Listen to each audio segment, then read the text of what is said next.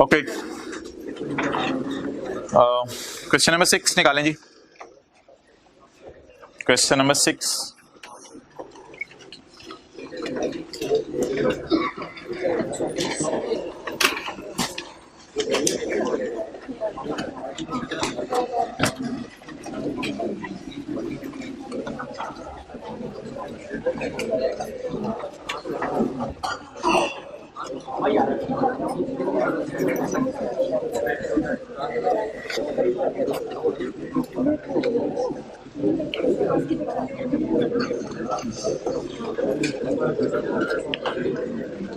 Question number 6 में जी point 2, the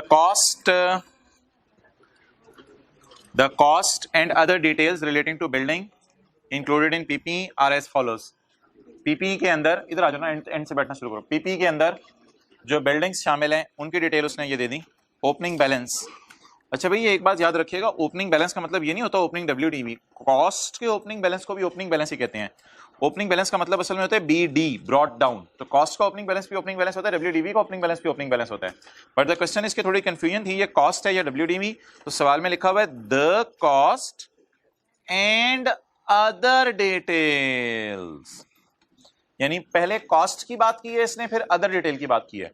the cost and other detail related to building are as follows. अच्छा, अब मोहतरम आपके पास सवाल स्टार्ट करते हुए ना जो इंफॉर्मेशन मिसिंग है वो ये है कि हमारे साल का एंड है 31 दिसंबर 15, तो हमें ना सवाल में चाहिए 31 दिसंबर 15 ईयर एंड है, हमें सवाल में चाहिए अकमुलेटेड डेप्रिसिएशन ऑफ 1 जनवरी 15।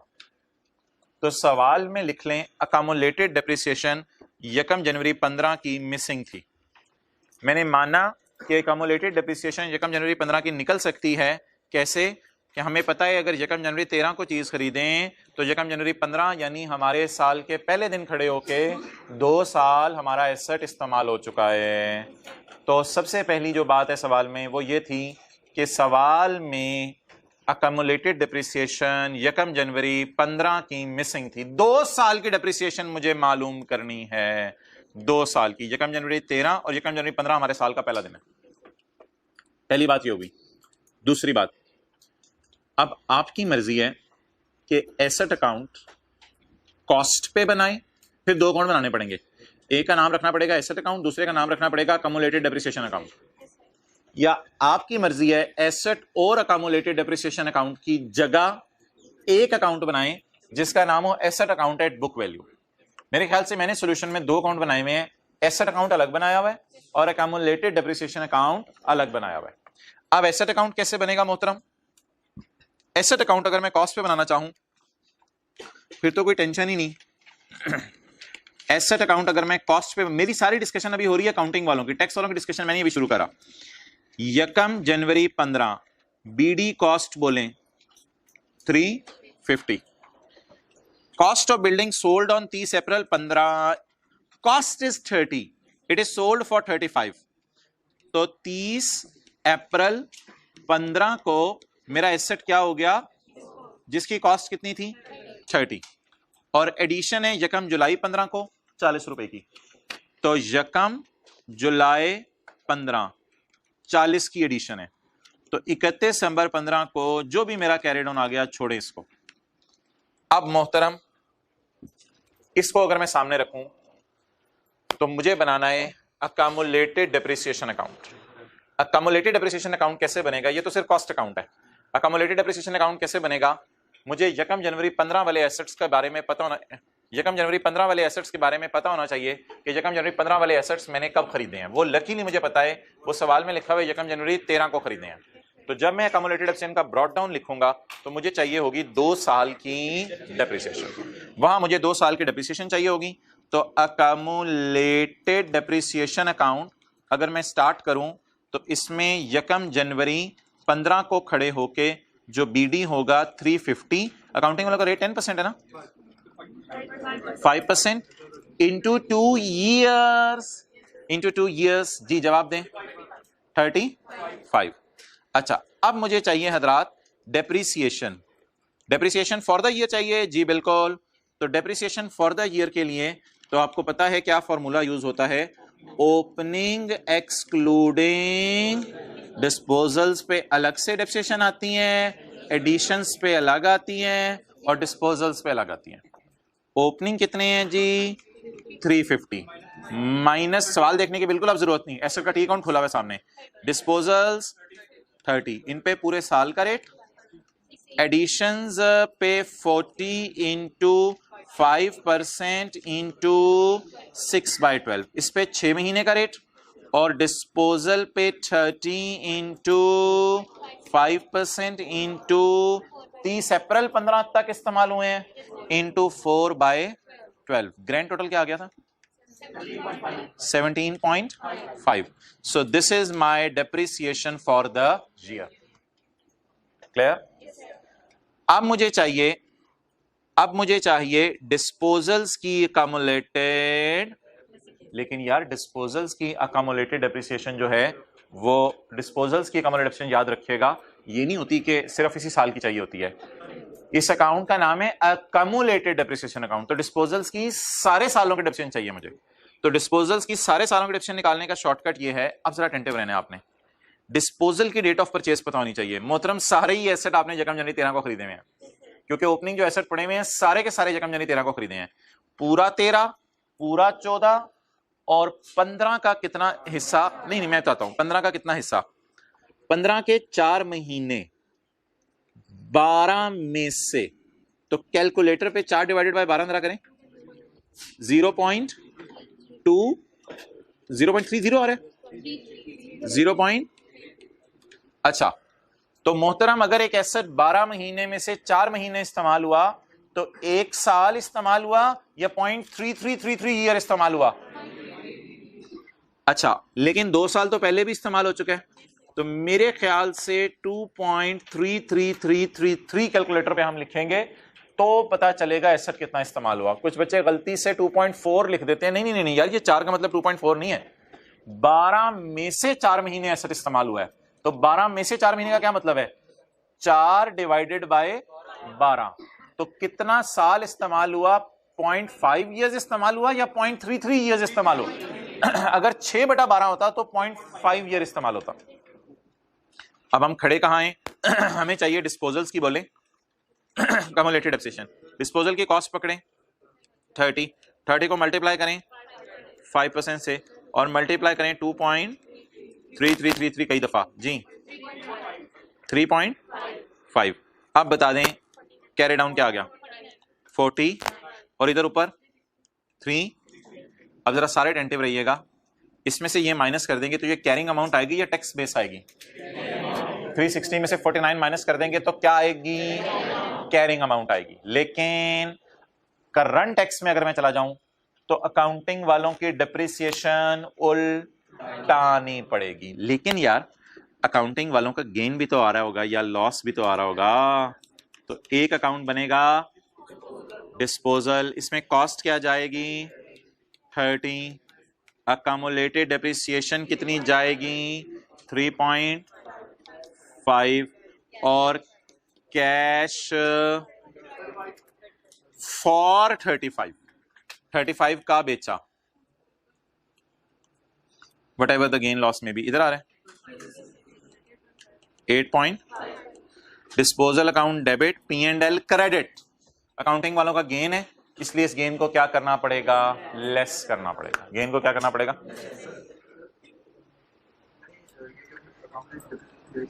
आपने कम्युलेशन अकाउंट नहीं बनाया, आपने सिर्फ एसेट अकाउंट बुक वैल्यू पे बना दिया, तो एसेट अकाउंट बुक वैल्यू पे जो आपने बनाया अगर उसका जवाब आ रहा है 360 माइनस 49 तो बिल्कुल सही बने आपका अकाउंट, कोई हर्ज नहीं है और कोई मार्क्स नहीं कटेंगे इसके। तो हाँ जी, आपने डिस्पोजल अकाउंट नहीं बनाया, आपने ब्रैकेट्स के अंदर कैलकुलेशन शो कर दी होंगी, वो भी एक्सेप्टेबल है। यानी कि आपने सोचा होगा 30 माइनस 3.5, क्या जवाब आया 30 माइनस 3.5 26 पॉइंट, तो आपने कहा 26.5 वाली चीज वर्सेस 35 की बिकी, तो यहां से गेन आ गया। तो आपने डिस्पोजल अकाउंट नहीं बनाया तो कोई हर्ज नहीं, डिस्पोजल अकाउंट बनाने के तो मार्क्स नहीं है।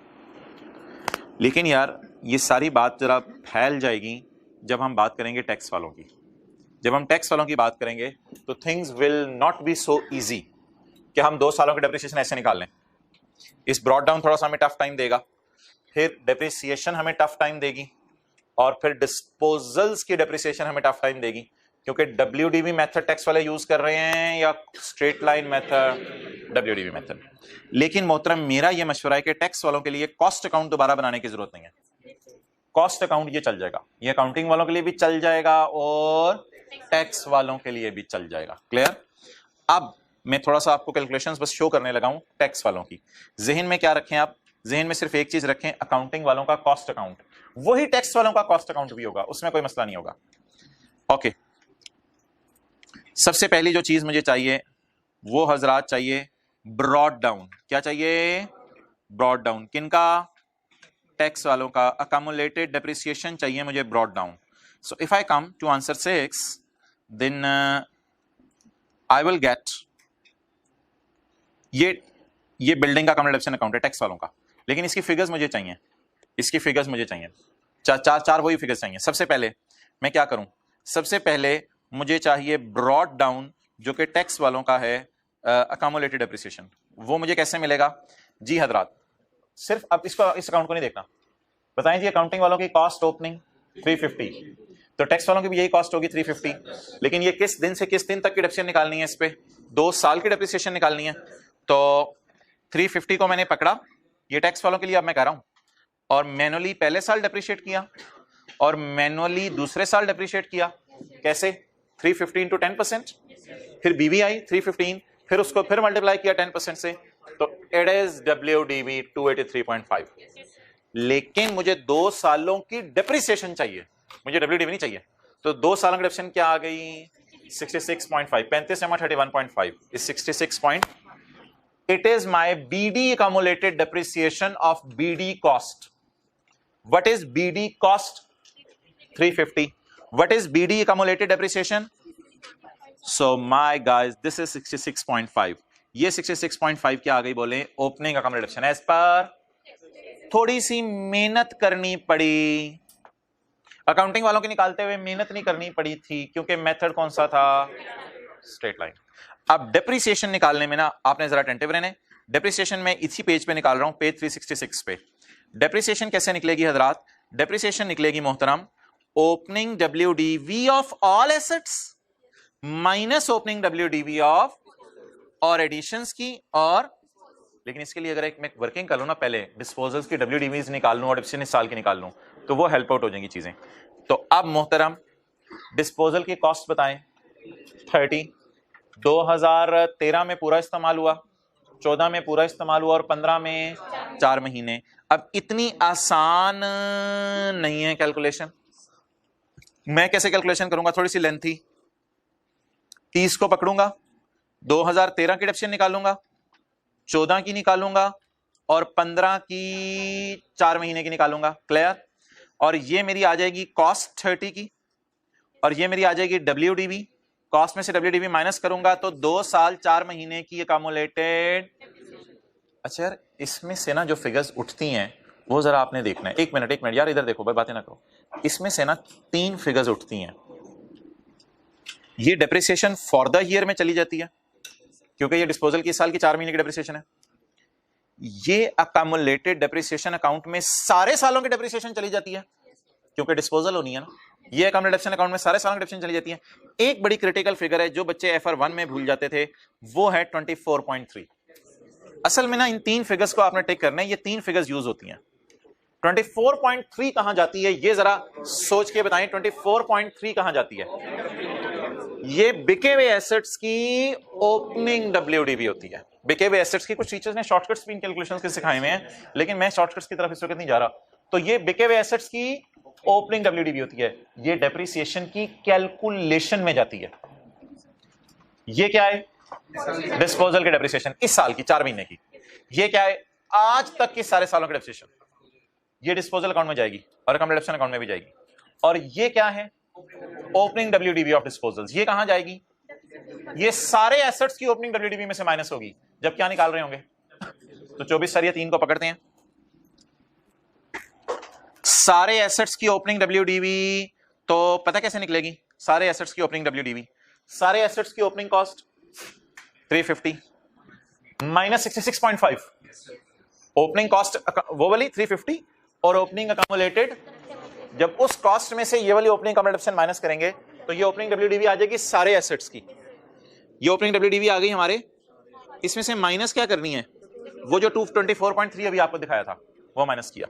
ये एडिशन की डेप्रिसिएशन आ गई, एडिशन की डेप्रिसिएशन सॉरी ये 2 ये आप खुद निकाल लेंगे, आसान है। ये कौन सी डेप्रिसिएशन है, 0.810 डिस्पोजल्स वाली डेप्रिसिएशन। ये डेप्रिसिएशन फॉर द ईयर आ गई, ये इधर चलेगी, क्लियर। और आखिर में डिस्पोजल्स की डेप्रिसिएशन सारे सालों की 6.5। तो मैंने मैनुअली आपको स्ट्रेट लाइन करके दिखाया और स्क्रीन पे आपको WDV मेथड दिखा दिया है। पता नहीं 20 मिनट हमने FR1 में जाया किए हैं।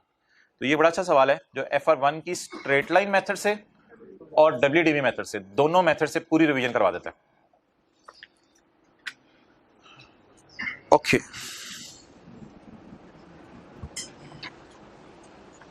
अब मोहतरम एक बात अगर मैं आपसे कर दूं, बड़ी गौर से सुनिए।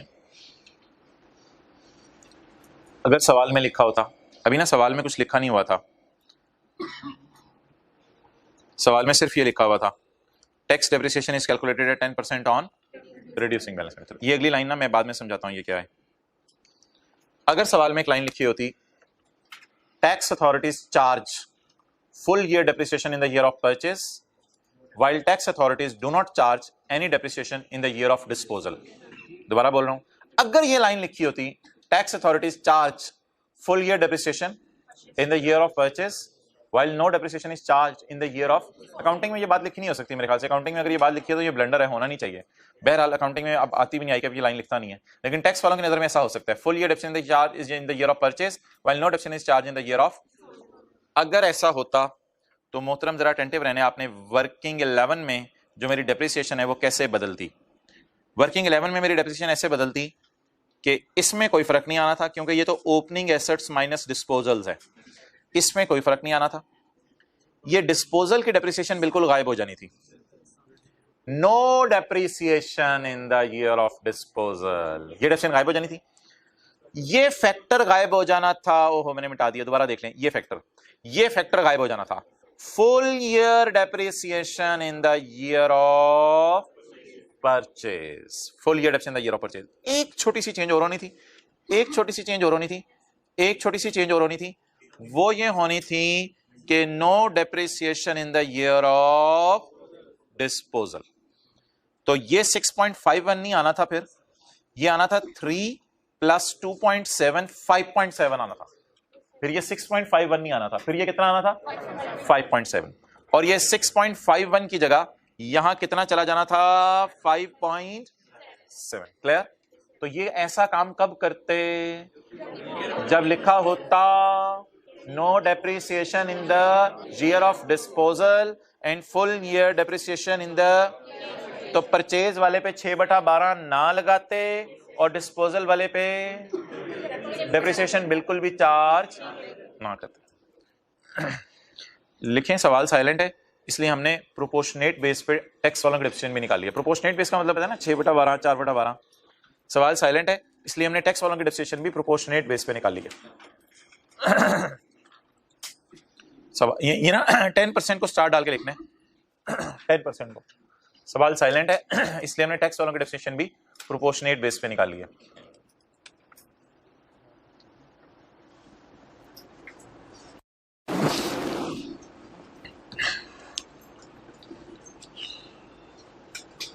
अच्छा यार ये अजीब सी बात है कि बिजनेस में बिल्डिंग तो नहीं होती, बिजनेस में तो प्लांट भी होता है, मशीन्स भी होती हैं, कंप्यूटर्स भी होते हैं, बिजनेस में बाकी चीजें भी होती हैं।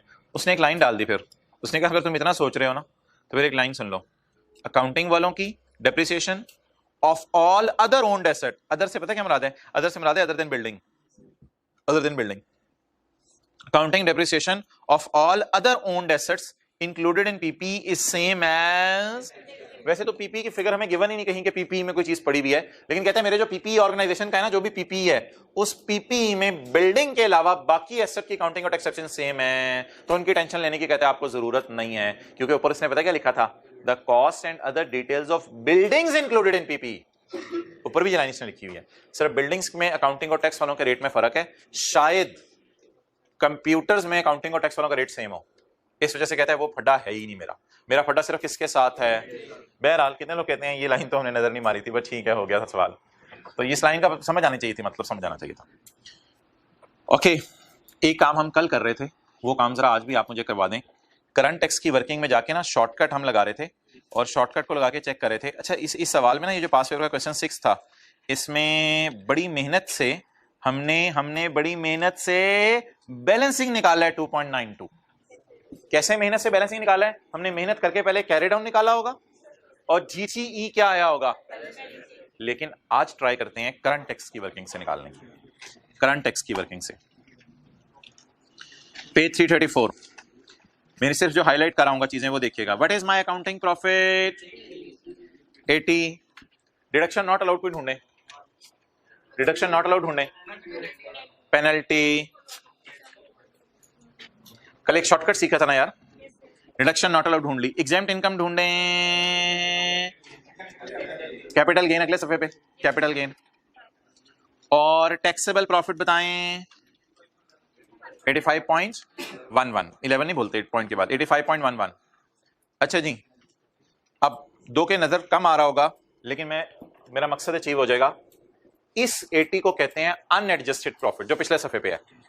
इसके साथ आपने दो बिलियां एडजस्ट करनी है जो हमेशा हर जगह फटा डालती हैं, वो है परमानेंट डिफरेंसेस, एक 1 का और एक 5। इस अनएडजस्टेड अकाउंटिंग प्रॉफिट में दो करेंगे एडजस्टमेंट्स तो आ जाएगा एडजस्टेड प्रॉफिट। इसे कंपेयर करेंगे टैक्सेबल प्रॉफिट से, फिर उसके बाद सोचेंगे कितने सवाल होमवर्क में मिले थे और कितने सवाल जो है वो करके आए। उस बुनियाद पे डिसीजन लेंगे कि डेफर्ड टैक्स के टी अकाउंट में रिकॉर्डिंग वाली साइड पे चीज जानी है या रिवर्सल वाली चीज। तो जरा रिवाइज कर लेते हैं कल वाली बातें। अच्छा, एक मैं डेफर्ड टैक्स का अकाउंट खोल देता हूं जरा। यार मुझे नहीं पता ये लायबिलिटी अकाउंट है या एसेट अकाउंट है, इसकी टेंशन ना लिया करें। अम्मी इससे फर्क नहीं पड़ता ये लायबिलिटी है या एसेट है, इस तरह कहा करें घर में बार बार, इससे फर्क नहीं पड़ता।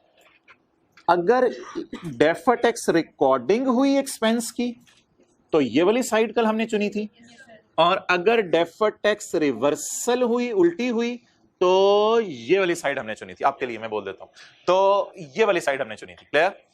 अब कल हमने पढ़ा था नया पैटर्न, एडजस्टेड बोले अकाउंटिंग प्रॉफिट। किससे कंपेयर करें? याद रखिएगा ये फॉर द ईयर्स फिगर है, इसीलिए ये जीटीई फॉर द ईयर दे रही हैं। और अगली चीज, अच्छा जी हजरात बताएं हजरात, अकाउंटिंग प्रॉफिट कितने? इसमें प्लस क्या कर दूं? 1 और -5। ये पास पेपर का क्वेश्चन 6 चल रहा है, शॉर्टकट अप्रोच जीटीई निकालने की। 80 प्लस कितना आ गया? बस अब ऊपर नहीं देखना, बस ये काफी है, अब इसको ब्रैकेट में ले लें, छोड़ें। 70 ये अकाउंटिंग प्रॉफिट आ गया। टैक्सेबल प्रॉफिट 85.11, डिफरेंस 9,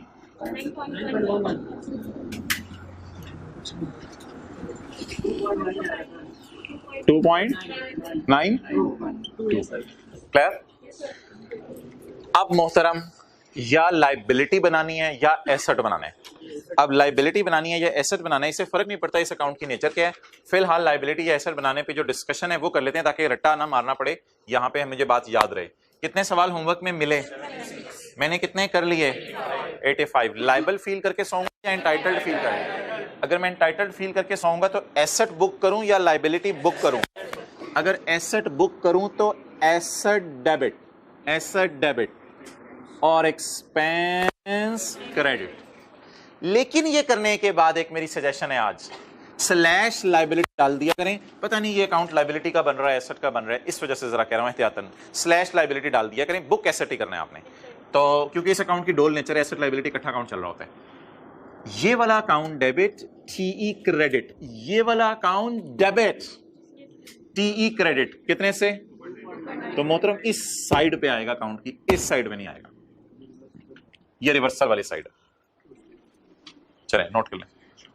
इसी सवाल पे ना कहीं सी पेज पे नोट कर लिया करें शॉर्टकट वगैरह, सोल्यूशन में जाके या क्वेश्चन में रजिस्टर पे क्या करते हैं नोट, शॉर्टकट तरीका GTE निकालने का। और 2.92 ही आ रहे हैं ना, हाँ शुक्र है 2.92 ही आ रहा है, बल्कि इसी में सोल्यूशन में स्टार डालें 2.92 पे और स्टार डाल के नीचे कहीं लिख लें सफे पे शॉर्टकट वे। इधर लाओ जरा कैमरा, मैं इधर वो हाथों से इशारा कर रहा था यार। 2.92 वर्किंग 3 में देखें और यहीं पे कहीं नीचे कर लें।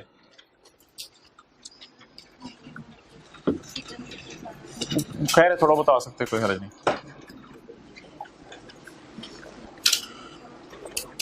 काजी भाई को आने दें यार, खुल के बैठने दें। आ जाते हैं, बड़ी बात है, लेट आए खैर है, भाईजान टाइम पे आ जाया करो, इतनी दूर से आप कुर्बानी करके आए हुए हैं।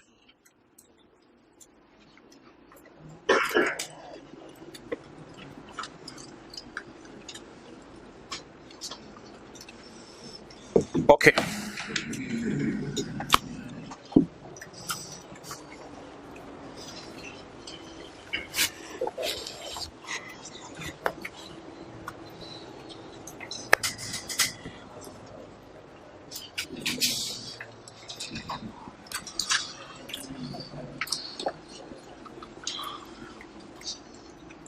अच्छा, लकीली हमारी बुक के अंदर भी एक सफ़ा है जो कल वक्त की कमी की वजह से, विटामिन की कमी की वजह से, वक्त की कमी की वजह से मैं आपको दिखा नहीं सका था।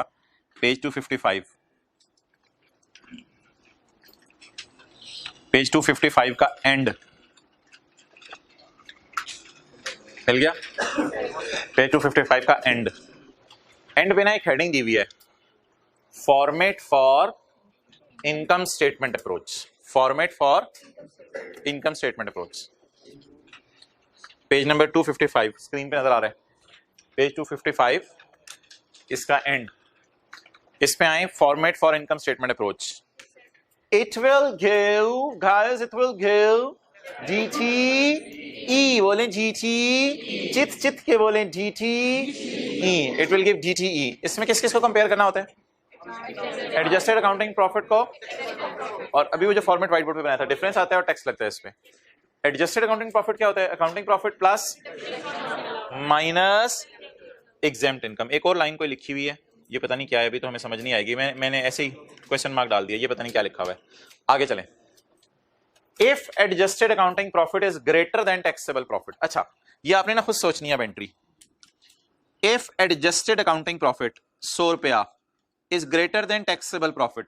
कितने सवाल मिले होमवर्क में, 100 किए कितने, क्या फील करके सोएंगे, लायबल फील करके। एंट्री बताएं, deferred tax expense debit, deferred tax liability credit. लेकिन कभी कभी अकाउंट एसेट भी चल रहा होता है, इसलिए स्लैश एसेट मजबूरन लिख दिया।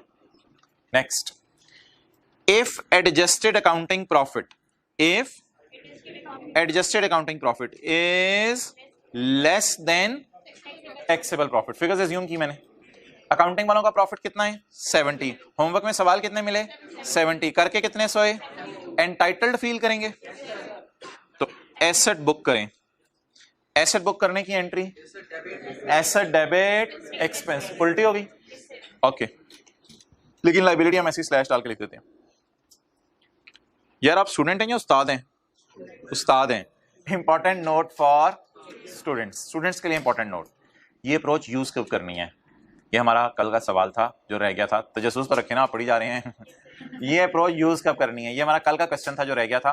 अगर कभी पेपर में ना कैरिंग अमाउंट और टैक्स बेस का डाटा अवेलेबल ना हो, this approach is used in paper if carrying amount and tax base data is, अगर कैरिंग अमाउंट और टैक्स बेस का डाटा सवाल में गिवन ना हो। क्या ऐसा कभी हुआ है, नहीं, हमारे टॉपिक में तो कम से कम ऐसा नहीं हुआ। फाइनल अकाउंट जब आएगा ना वॉल्यूम 2 में, तो उसमें एक सवाल होगा लेमनेड वाला, वो जो लेमनेड वाला सवाल होगा ना, उसमें ये मसला आएगा। ये अप्रोच हमने कहीं जिंदगी के मोड़ पे जाके ना जनवरी में यूज करनी है, तो फिर आपको याद आएंगी ये बातें, तो इसलिए ये बात यहां लिख जाते हैं ताकि कभी ये बात याद आ जाए। कई दफा ना सवाल में क्या मिसिंग होता है, बोले कैरिंग अमाउंट और टैक्स बेस का डाटा मिसिंग होता है, यानी WDVs निकल नहीं रही होती, जान भी मारते हैं हम, WDVs नहीं निकलती, डाटा नहीं दे रहा सवाल वाला, तो मजबूरन फिर ये वाली अप्रोच यूज करेंगे। हाँ वो तो गिवन थी, अकमुलेटेड एब्सेशंस अगर गिवन हो फिर तो बहुत ही अच्छी बात है। फिर तो बहुत ही अच्छी बात है। शॉर्टकट कभी यूज नहीं करना, शॉर्टकट के पेपर में मार्क्स कटेंगे। शॉर्टकट मैंने बता दिया हुआ है, इट इज शॉर्टकट। जो हमने नई अप्रोच सीखी है इसको यूज कभी नहीं करना। यूज कब करेंगे ये कभी फिर देखेंगे। फिलहाल इस्तेमाल करने का तरीका आ गया है, जेब में डाल के रख लें इस बंदूक को जो व्हाइट बोर्ड पे सीखी है। हाँ, पुरानी अप्रोच आपको पता है क्या है? पुरानी अप्रोच को ना बैलेंस शीट अप्रोच कहते हैं। थोड़ा सा ऊपर इस सफे पे, it will give us closing balance. DTE देता है या DTLA देता है? इसमें कैरिंग अमाउंट को किससे कंपेयर करते हैं? कैरिंग अमाउंट को टैक्स बेस से, और डिफरेंस आता है और टैक्स आता है। और फिर अगर ग्रेटर आ जाए तो ये 4 रूल्स हैं जो लगते हैं, वही 4 रूल मशहूर जमाना, वो जो हमने पढ़े में एक दफा। ऊपर भी आ जाएं, ऊपर भी आ जाएं। डेफर टैक्स निकालने की कितनी अप्रोचेज हैं? एक लॉन्ग कट और एक लॉन्ग कट। कौन सी अप्रोच है? और शॉर्टकट। बैलेंस शीट अप्रोच में किसको कंपेयर करते हैं? कैरिंग अमाउंट को टैक्स बेस से। और इसमें किसको कंपेयर करते हैं? अकाउंटिंग प्रॉफिट को। ये अप्रोच हमें क्या देती है? DTE देती है। ये अप्रोच हमें क्या देती है? DTE for the year. Okay, अच्छा मोहतरम, हम तो कहीं और थे और कहां के कहां निकल गए, वहां वापस आ जाएं। बड़ा आला सवाल चला था पेज 748 पे, और हमने कहा था जो रेट चेंज की रिवीजन करनी है, पेज 748 पे वापस आ जाएं। रेट चेंज की रिवीजन, एक एडजस्टमेंट मुझे पता है पास पेपर के क्वेश्चन 6 में रह गई है हमारी, वो आपको छुड़वाई भी है। नहीं, वो थोड़ी सी डिफरेंट है बिल्कुल। डस्टर किधर है? एक एडजस्टमेंट रह गई भी है, इंटरटेनमेंट और इस किस्म की कोई, तो वो पास पेपर क्वेश्चन 6 में हम करेंगे किसी दिन। अच्छा जी हजरात, कल इधर मैंने 2 उर्दू के फिक्रे लिखे थे। ओपनिंग लायबिलिटी है, लायबिलिटी 2% से बढ़ा दो। उसकी थोड़ी ना रिवीजन करनी पड़ेगी आज, क्योंकि वो इतनी बात आसान थी लेकिन भूल जाएगी अगर रिवीजन ना की। तो उसी पेज पे हम रहते हैं। कल ये सवाल हमने तफसील से किया था क्लास में, उसी पेज के ऊपर। आज आपको होमवर्क के पास क्वेश्चन 5-6 के ऊपर वाला 5 बड़ा जबरदस्त सवाल है। 3-4 चीजें जो आपने आज तक क्लास में पढ़ी हैं सारी इकट्ठी उसके अंदर टेस्ट होंगी। पास पेपर क्वेश्चन 5। अच्छा जी, वी आर ऑन पेज 748 और हमने जो सीखा था क्वेश्चन 17 में उसकी शॉर्ट सी प्रैक्टिस करने लगे हैं, शॉर्ट क्वेश्चन 1 में और शॉर्ट क्वेश्चन 2 में। On 1 January 2019 balance of deferred tax asset is 36। तो मैंने ज्यादा डेटा नहीं दिया, डायरेक्ट ही बैलेंस दे दिया डेफर्ड टैक्स का। 1 जनवरी 19 को डेफर्ड टैक्स एसेट में बैलेंस कितना पड़ा हुआ है? 36। डेफर्ड टैक्स एसेट बैलेंस कितना पड़ा हुआ है? 36। Asset, sorry asset.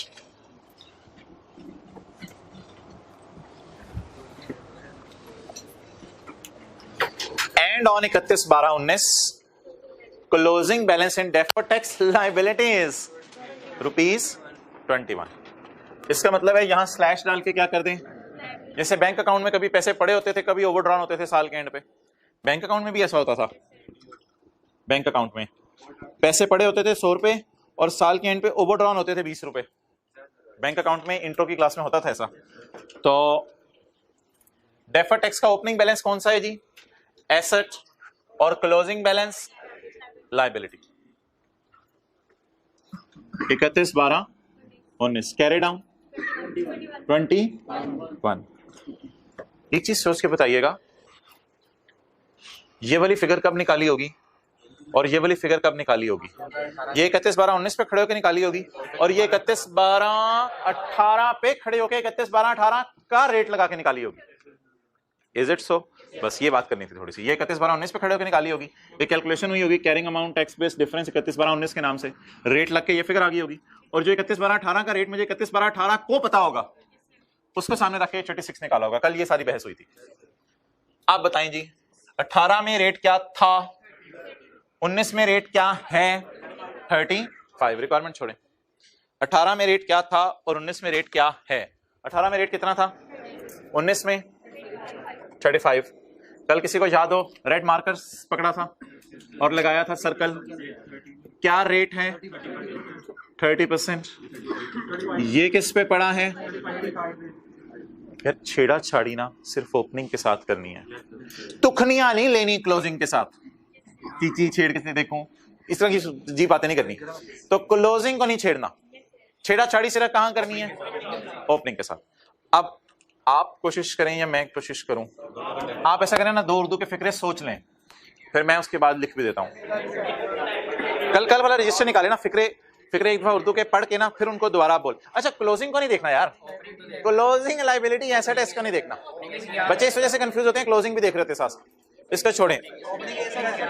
Opening asset है, अगला फिक्रा चलें उसी जगह लिख लेते हैं। ओपनिंग क्या है, ओपनिंग एसेट है, पहली बात होगी। दूसरी बात जी, एसेट को नहीं क्लोजिंग लायबिलिटी उसकी खैर है यार, इसको छोड़ो बस, वो परेशान रहोगे। एसेट को 5% से, बस ओपनिंग को ही छेड़ना है हमने, क्लोजिंग नहीं देखना लायबिलिटी, कंफ्यूज होंगे। एसेट को 5% से बढ़ा दो। यार बताएं, एसेट को बढ़ाने के लिए इंट्रो के टीचर ने कौन सी साइड बताई हुई है, डेबिट साइड। एसेट को बढ़ाने के लिए कौन सी साइड बताई हुई है, इस सारी बात का कंक्लूजन ये निकला है कि हमने वो जो एडजस्टमेंट कल डाली थी, आज किस साइड पर डालें अकाउंट की, डेबिट साइड पे। बस ओपनिंग को 30 से उठा के 35 पे लाना है। अब ओपनिंग को अगर मैं 30 से 35 पे लाना चाह रहा हूं तो 5% बढ़ाऊं या 35% बढ़ा दूं। ओपनिंग को 30% से अगर 35% पे लाना है तो 35% बढ़ाऊं या सिर्फ 5%, सिर्फ 5% बढ़ाना पड़ेगा। और लिखना भाई इधर वही है ब्लू मार्कर से, GTE। क्या लिखना है, GTE। जी पकड़ें, 36 को डिवाइड करें 30 से, ये 30% है असल में, और मल्टीप्लाई करें 5 से 6। अब अकाउंट मेरे ख्याल से आज टैली ना उल्टी इधर हो रहा है, उल्टी साइड नहीं, साइड तो इधर सीधी वाली है, लेकिन इन फिगर्स के ऑपोजिट साइड पे आ रहा है। तो अकाउंट टैली करें, इधर फिगर आएगी बैलेंसिंग जी 63। तो ये एक मेथोडोलॉजी है थोड़ी जो समझने की जरूरत है, इसकी थोड़ी रिवीजन अभी और भी करेंगे जी। ये क्यों इसलिए करते हैं कि पिछले साल हमने समझा था कि जिस वक्त डेफर्ड टैक्स एसेट, असल में ना IAS 12 में एक बात याद रखिएगा, विद द टाइम चीजें रियलाइज होती हैं। रियलाइज का क्या मतलब है, हमारे और टैक्स वालों में फर्क आहिस्ता आहिस्ता खत्म होता रहता है। हम समझ रहे थे फर्क जब खत्म होगा तब रेट होगा 30, लेकिन जब फर्क खत्म होने की बारी आई इस साल तो रेट 30 से पहुंच के किस पे चला गया, तो फिर ओपनिंग जो रेट हमने सोचा हुआ था उसे रिवाइज करेंगे। ये मकसद है इस कैलकुलेशन। क्या रेट कम भी हो सकता है, कल कम हुआ था ज्यादा हुआ था, कल ज्यादा हुआ था, अगली एडजस्टमेंट में देख लेते हैं, रेट हो सकता है कम भी हो। क्या चीज, रेट 0 हो गया नेक्स्ट ईयर में, कौन आया वजीर आजम हाँ सही बात कर रहे हो, अगर रेट 0 हो गया तो कोई मसला नहीं मोहतरम, यहाँ 30% लिखें, यहाँ 0% लिखें, ये फिगर ऑब्वियसली 0 होगी, और एसेट को 30% से कम कर दो तो वही हो जाएगा। अच्छा जी, सवाल की रिक्वायरमेंट पढ़ें, क्योंकि मैं आपको बताऊंगा इस एडजस्टमेंट के असरात कहां हैं। इस एडजस्टमेंट के असरात एक तो टी अकाउंट में टफ टाइम देते हैं, दूसरा इस एडजस्टमेंट के नोट में होते हैं। अब आपने मेरे साथ नोट बनाना है, नोट बनाएंगे हम, एक टी अकाउंट हमने बना लिया, एक नोट बनाना है, बाकी कोई जगह मसला नहीं होता। एक और जगह टफ टाइम होता है, लेकिन वो शायद आप मुझे वैसे ही करवा दें। 2 एंट्रीज होती हैं, एक तो सीटी की एंट्री है वो छोड़ें, DTA या DTL डेबिट और DT क्रेडिट, कितने से 6 रुपए से, और DTA या DTL क्रेडिट और DT डेबिट। एंट्रीज मैंने आपको बताया था 2 अलग अलग किया करें। ओके चलें जी शुरू करते हैं। नोट, अच्छा नोट ना रिकंसाइल नहीं करेगा क्योंकि सारा डाटा अवेलेबल नहीं है, इसलिए आज मैं पहली दफा नोट के भी एक्सट्रैक्ट्स बना रहा हूं, क्योंकि सीटी की इंफॉर्मेशन गिवन नहीं है, हम सिर्फ इस कॉन्सेप्ट को रिवाइज करने के लिए नोट बना रहे हैं जी। 7.1 बोले, tax expense, current tax expense, it is not given in question, cross लगा दिया मैंने। GTE, हाँ थोड़ी सी हिम्मत करें और DTE निकालें। एक काम मैं कर रहा हूं जो पेपर में करने की इजाजत नहीं है, लेकिन मुझे कर लेने दें। ना गलत बोला तूने, मुझे कर लेने दे भाई, ये कटेंगे आपस में, मोहतरम जमा नहीं हो सकते, प्लीज ट्राई टू अंडरस्टैंड। आप कहेंगे सर जिंदगी के कभी किसी मोड़ पे हमने तो नहीं ऐसे काटा, फड़ ले बंदा जूता, परचेज रिटर्न 63.6 तो काटते थे आप लोग। आप कहते थे परचेज कितनी है 63, परचेज रिटर्न कितनी है 6, 63 माइनस 6 करते थे, और P&L के मुंह पे कितनी परचेज ले जाते थे 50 से। इसी तरह डेटर अकाउंट में सेल को सेल रिटर्न से काटते थे। तो इस तरह ना दोनों को काटें आपस में, काट के सोचें बचा किस साइड पे, परचेज रिटर्न ही तो नहीं होती बिजनेस में, सारी परचेजेस ज्यादा होती हैं, तो काट के इस साइड पे बचा। तो एक कटिंग मैं कर रहा हूं जो पेपर में नहीं करनी, लेकिन अपने समझने के लिए कर रहा हूं। क्या बचा? 57। अब ना जरा एंट्री सोच लें कि TE डेबिट हो रहा है या TE क्रेडिट हो रहा है। अगर TE डेबिट हो रहा हुआ तो नेगेटिव साइन, DTA या DTL credit, TE debit. TE debit तो साइन नेगेटिव। लेकिन टोटल इसका ना कीजिएगा क्योंकि मुझे अभी डेटा अवेलेबल नहीं है, टोटल ना कीजिएगा। Okay 7.2 reconciliation. अच्छा, रिकॉन्सिलिएशन में मैंने बताया था इस वजह से रिकॉन्सिलिएशन आउट हो जाती है, इसलिए पीबीटी सवाल में अवेलेबल नहीं है। टैक्स रेट अवेलेबल है अच्छा, टैक्स कैलकुलेटर पे नहीं निकल सकता। 35% हमारे साल का रेट लेना है 2019 की कैलकुलेशन हो रही है, 18 की नहीं करा, 2019 की कैलकुलेटर पे निकालने, वो भी मुझे नहीं पता। इन द एंड रिकॉन्सिलिएशन कल आउट हुई थी, in the end reconciliation out हुई थी। अब वो जो मैंने काटा था, इस काटे हुए को मिटा देता हूं। रिकॉन्सिलिएशन किसी को याद हो 63 से आउट हुई थी या 6 से? रेट डिफरेंस की वजह से रिकॉन्सिलिएशन आउट हुई थी। अब थोड़ी सी जरा फोकस करना है, इस 6 को रिकॉन्सिलिएशन में ऐड करना है या लेस करना है। इसके बारे में मैंने एक चीज बताई थी जाते जाते, जो कि जरा जल्दी में बता दी थी। यार कमाल है, इधर ओए कोड दिखा, कोड दिखा, इसका कोड दिखा, दिखा दे, ओहो ओए लेवल है, दे दिखाओ। इसने यहाँ पे फूल रखा हुआ था, लेवल चेक करें इसका, यहाँ इसके फूल, यहाँ लेवल कहाँ से? साथ वालों के घर से, कहाँ से आया? वैसे तो 10 रुपए का मिलता है।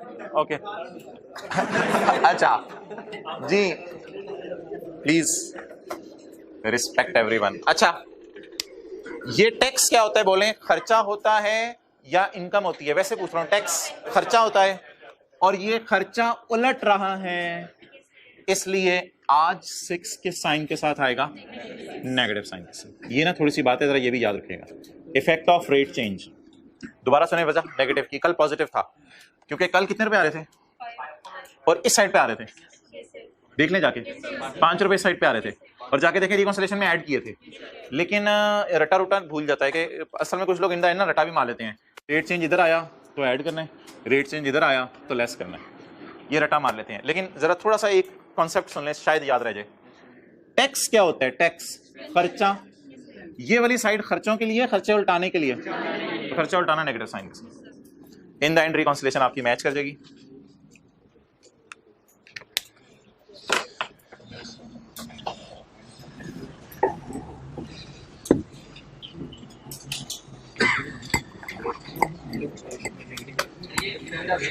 क्या नहीं यार, खर्चा अगर हो ना, खर्चा खर्चे में ऐड होता है, तो ये खर्चा है ही नहीं, ये खर्चा उलट है। असल में देखो ना, हमारा एसेट था, एसेट असल में बढ़ गया, तो एसेट बढ़ गया, एसेट डेबिट तो खर्चे क्रेडिट, इसलिए खर्चा कम हो रहा है।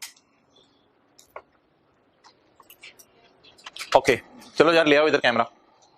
5 मिनट में आपको दे रहा हूं क्योंकि ये कॉन्सेप्ट्स रिवीजन मांगते हैं, थोड़ा सा ये मुश्किल कॉन्सेप्ट है। 5 मिनट दे रहा हूं, क्वेश्चन 2 का टी काउंट बना दें और क्वेश्चन 2 का नोट के एक्सट्रैक्ट्स बना दें। जिनको समझ आ जाती है वो तो 1-2 मिनट लेते हैं, ज्यादा टाइम नहीं लगाते। साथ लोग कहते हैं तेरे लिए तो 2 मिनट है, मैं जरा शुरू हो जाता हूँ। चलें जल्दी, दूसरा सवाल करें।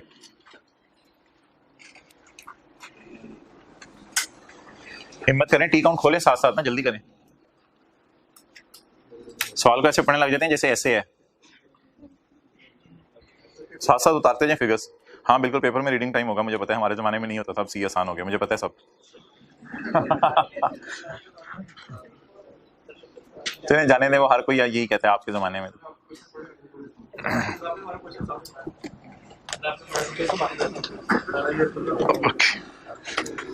कोई नहीं, हम भी अपने पुरानों को यही कहते थे कि आपके जमाने में सी आसान था, इसलिए हमें आज ये सुननी पड़ी है। चलें, लेकिन आप सीए बन वैसे ज्यादा रहे हैं पहले से। पहले कुछ 100-150 साल 6 महीने में निकालते थे, अब 300-300 भी निकाल रहे हैं 6 महीने में। ओके, बोतल का मुंह तो उसी तरह। Short question 2, done. अब नोट के एक्सट्रैक्ट्स भी बना लें, बताना पड़ता है उंगली पकड़ के।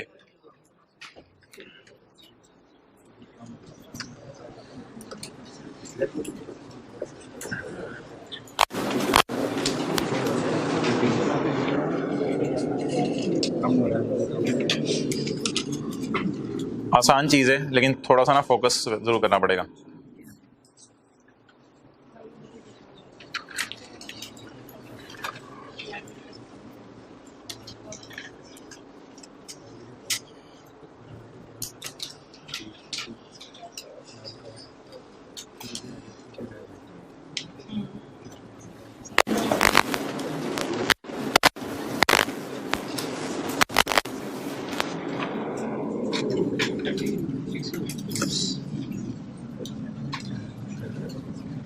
ओके, ऑन एकम January 2019 balance of deferred tax liability is ₹50।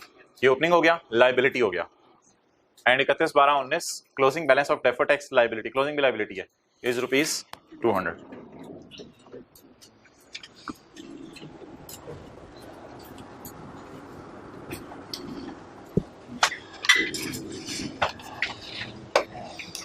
Ji, deferred tax liability slash asset. जी हजरात बोलें। यकम जनवरी 2000 BD 50, 31/12/19 200। जी, ओपनिंग बोलें कितने परसेंट है? 20 और क्लोजिंग 22%। अब फिक्रे बोलें दो, ओपनिंग क्लोजिंग को नहीं छेड़ना, ओपनिंग ना छेड़ मलंगा नु, क्लोजिंग नु। अच्छा, ओपनिंग लायबिलिटी है, लायबिलिटी को कता नजर के क्लोजिंग लायबिलिटी है, ये एसेट है, ओपनिंग लायबिलिटी को कम करना है। लायबिलिटी को कितने परसेंट से? 3% से कम करें। अच्छा, लायबिलिटीज कम करने के लिए कौन सी साइड बताई थी टीचर? लायबिलिटीज कम करने के लिए डेबिट साइड। तो डेबिट साइड पे कितने परसेंट का एडजस्टमेंट डालनी है? 22% की या 3% की? 3% की। तो 3% की डेबिट साइड पे एडजस्टमेंट मार देते हैं। जी, कितना पड़ा हुआ है? 50। कितने पे पड़ा हुआ है? 25 पे। 22 पे लाने के लिए 3 से कम करना पड़ेगा, तो 6 अगेन 6 ही आ गया। चलें, खैर है। अच्छा, DTE कहाँ आ रहा है? अब इधर आ रहा है। कितना? 156। ओके, अब आप मुझे बताएं, सबसे पहले जब मैं नोट बनाने जाऊंगा तो DTE 2 जगह नजर आ रहा है, तो मैं उसको परचेज और परचेज रिटर्न को काटूंगा 150। अब जरा मैं सोच लेता हूं कि खर्चे की रिकॉर्डिंग है या रिवर्सल है। ये वाला account credit, TE debit, still I will use negative sign 150। Next, अगला सवाल ये, रेट कितना इस साल का? इस साल का 22%। अच्छा, रिकंसिलिएशन मैच तो नहीं हो सकेगी क्योंकि सारा डाटा अवेलेबल नहीं है। अच्छा, टैक्स क्या होता है? खर्चा। ये खर्चा रिकॉर्ड करने की साइड है या उल्टाने की साइड है? उल्टाने की साइड है, नेगेटिव 6। खर्चा उल्टाने की साइड है। एंट्री सोच के यार, जरा एंट्री सोच के ना मुश्किल हो जाएगा। एंट्री सोच के पता है क्यों मुश्किल होगा? असल में जब हम एंट्री सोचते हैं ना तो DTL डेबिट, TE क्रेडिट, तो क्रेडिट तो खुशी खुशी फिर हम इधर पॉजिटिव साइन के साथ रिकॉर्ड करते थे। इधर ना साइंस थोड़े से जरा ऑपोजिट चल रहे होते हैं, आपको पता है। रिकॉन्सिलेशन में इधर उल्टा साइन आता है, इधर उल्टा साइन आता है, याद होगा। तो इस वजह से जिस तरह मैं सोचवा रहा हूँ उस तरह ही सोचें तो बेहतर है। ये है रेट चेंज का इफेक्ट, इसको लेके जाना है रिकंसाइलिंग आइटम के तौर पे। तो जब रेट चेंज के इफेक्ट को रिकंसाइलिंग आइटम के तौर पे लेके जाना हो तो रट्टा ये है, रिकॉर्डिंग वाली साइड ऐड होगी, रिवर्सल वाली साइड लेस होगी। और लॉजिक ये है कि टैक्स क्या होता है? खर्चा। खर्चा उलट रहा है तो खर्चे को माइनस करके हटा दें।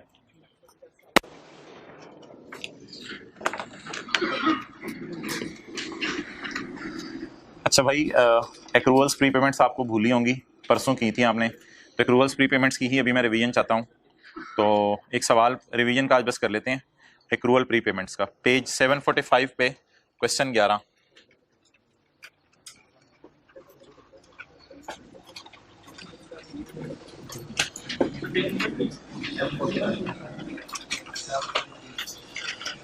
अच्छा, तीनों का केस नॉन जेन्युइन है या तीनों में से किसी एक का जेन्युइन भी है?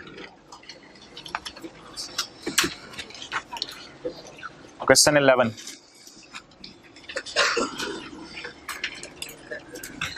रेक्टेंगल लिमिटेड, ट्राइंगल था ना पहले तो शायद, rectangle limited was incorporated in 2017। इसका मतलब है यकम जनवरी 17 को डेफर्ड टैक्स अकाउंट में कोई बैलेंस नहीं होगा, यकम जनवरी 17 को, जो 31/12/16 भी बनता है। The following information has been gathered for preparing the disclosure relating to taxation for the year ended 31 December 18। अच्छा, सवाल एक साल के, शो कंपैरेटिव फिगर्स, 2 सालों का सवाल है। डेफर्ड टैक्स एसेट और लायबिलिटी भी निकालने हैं in respect of each temporary difference as at 31 December 17। इसका मतलब पता है क्या है? वो जो deferred tax liability slash asset as on वाली वर्किंग है ना, वो वर्किंग में नहीं होगी, अब वो सवाल की रिक्वायरमेंट बी बनेगी, और सवाल की रिक्वायरमेंट ए क्या है? नोट बनाना। ओके, छोटा सा सवाल है, प्रॉफिट बिफोर टैक्स कितना है जी? 125 और 110। चलें शुरू करें।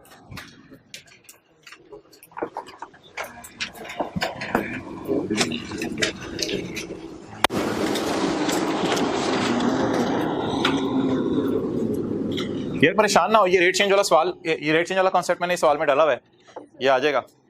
रेट चेंज अभी रिवाइज हो जाएगा, अगर जहन में कोई तशनगी है तो रिकॉन्सिलिएशन में चीजें देख लेंगे। ओके, 2018 और 2017 वर्किंग वन। अगले सफे से करंट टैक्स जी मोहतरम, नहीं ये बी पार्ट नहीं है, ये तो करंट टैक्स है ना, बी पार्ट इंशाल्लाह हम कर लेंगे। ए पार्ट के लिए आधा सफा छोड़ दो, बी पार्ट के लिए आधा सफा छोड़ दो जी। Profit before tax 125 110। आखिर में जरा 1 मिनट याद कराना है, होमवर्क का सवाल दिखा के उसके फजाइल बयान करने हैं। 125 और 110। ओके,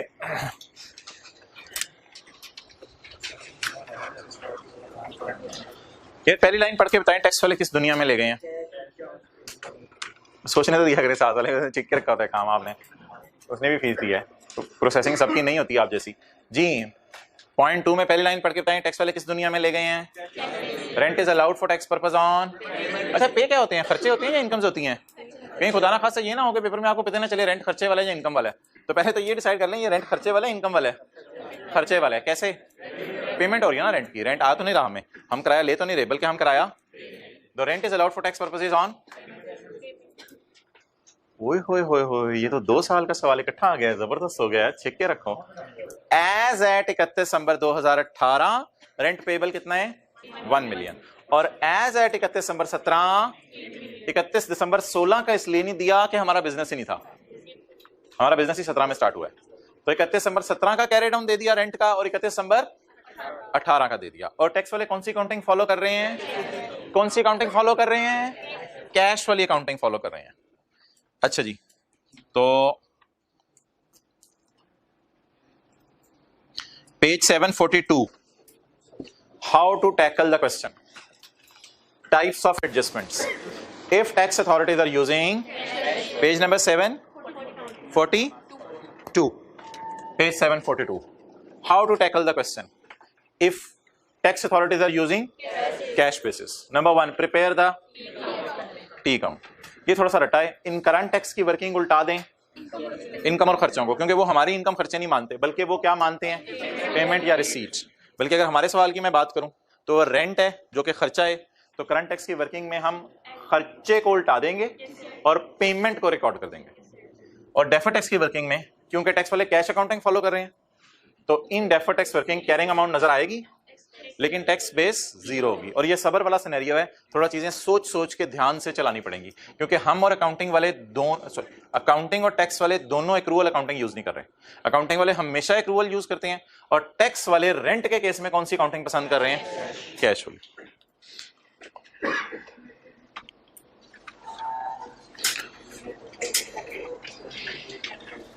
अच्छा, स्टेप 1 क्या था? Prepare T account. T account बनाएंगे।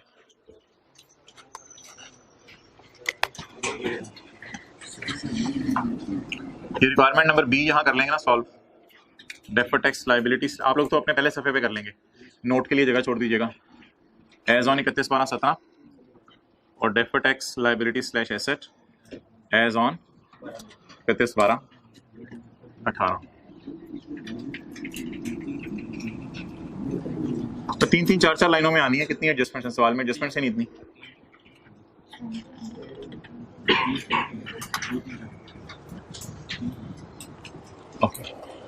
वर्किंग नंबर 2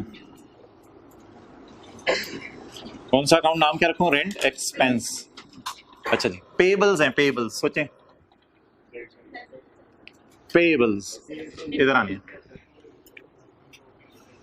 अच्छा जी, 31/12/17 कैरी डाउन बोलें, बल्कि क्लोजिंग पेएबल बोलें जी। 3 31/12/18 क्लोजिंग पेएबल 1।